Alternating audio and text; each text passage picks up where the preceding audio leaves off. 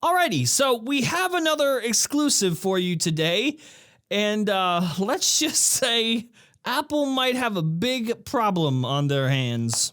Want daily tech news in a way that doesn't suck? Of course you do! Hit that subscribe button and turn on notifications so you don't miss the next episode. Yo, what's going on, guys? Welcome back to Front Page Tech, of course, show that gives you all the latest tech news from one geek that is me to another that is you. Happy Thursday, Toilet Squad, where you at? I don't know why you guys insist on watching the show. Why you shit? You really bring a new meaning to this shitty show. Okie doke, so first up for the day, story numero uno, we're gonna jump right into this exclusive Apple story.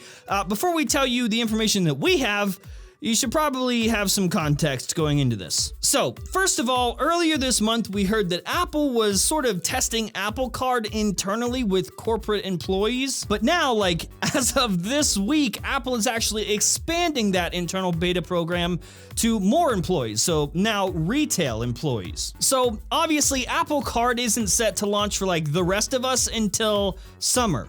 So why not test it with employees internally? Right? Employees are now able to apply for Apple Card on their personal devices and apparently are being quoted around the same APR range that Apple advertised in March. They expanded the beta program. If there are any issues, it's best to find those issues now. Right? Yeah, well, here's the thing. A few days ago, I got an email from an Apple employee that said that their Apple Card, that they were part of this whole beta program, that whole thing, their Apple Card had been compromised and somebody somewhere else was spending money from their Apple Card. Again, Apple employee, this is a very restricted beta program. I just was like, it, whatever, this is bound to happen. This happens with credit cards all the time. It's bound to happen. It's just a one-off thing. I'm not gonna run with the story.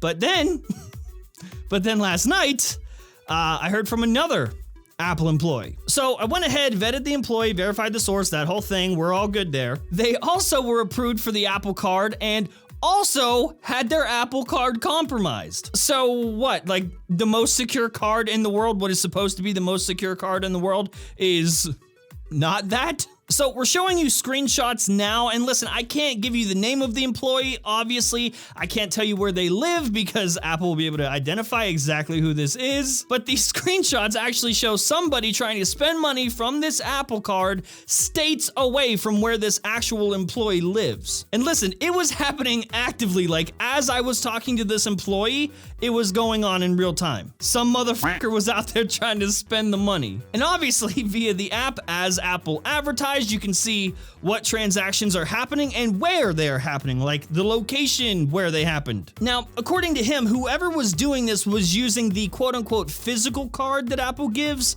The one with no numbers on it, the one that doesn't have any numbers on it, no expiration date, no security code, nothing like that. It's just blank, just has your name. So just real quick, let me catch you up to speed here. This hasn't been out for a full week yet. This is not available for everyone else, for people like us. That comes this summer. This is an internal beta program for just the employees, and we're not even a week into this, and already I personally have had 2 different employees come to me claiming that their card was compromised. I don't know how many other employees have had their stuff compromised. This is just 2 people that have come to me personally, one of which happens to be a fan of the show, which is why they came to me.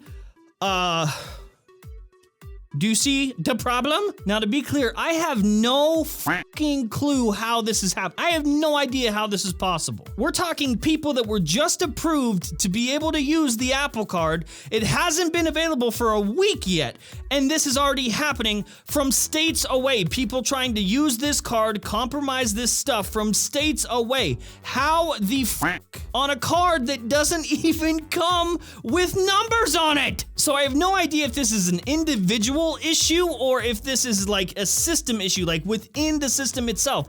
No idea. But either way, this is not good news for Apple, not good news specifically after they went ahead and preached the security aspect of Apple Card. Again, when I was contacted the first time about this, I just chose not to run the story. It was just a one-off thing.